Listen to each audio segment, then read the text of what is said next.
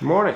What is your problem? Um ein Erbe von 2 Milliarden vom Großvater zu bekommen, muss der Mann jeden Tag um 5 Uhr aufstehen, aufs Land fahren und 8 Stunden lang Holzpfähle einschlagen. Für jeden Pfahl bekommt er $1. Frank rechnet nach, 2 Milliarden Holzpfähle kann er sein Leben lang nicht schaffen. Also legt er sich einfach auf die Holzpfähle und schläft, nachdem der alte Mann gegangen ist. Aber der alte Mann schimpft ihn nicht aus, sondern bringt ihn jeden Tag pünktlich um 5 Uhr aufs Land. Allmählich versteht Frank, dass dies vielleicht Großvaters Prüfung für ihn ist. Also fängt er an, ernsthaft zu arbeiten. Aber weil er keine Erfahrung hat, sind die eingeschlagenen Pfähle schief und krumm. Der alte Mann wird sehr wütend, als er das sieht, zerstört alle Pfähle und lässt ihn von vorne anfangen. Nach einigen Tagen kann Frank die Holzpfähle bereits ordentlich und in einer endlosen Reihe einschlagen. Der alte Mann sagt Frank, dass er die Prüfung bestanden hat. Frank sucht aufgeregt den Anwalt auf, um Großvaters 2 Milliarden Erbe zu bekommen. Aber der Anwalt sagt ihm, die Arbeit sei das erste Erbe, das Großvater ihm hinterlassen hat. Frank fühlt sich betrogen. Gerade als er wütend werden will, sagt der Anwalt ihm, die wahre Überraschung sei bereits nach Hause geschickt worden.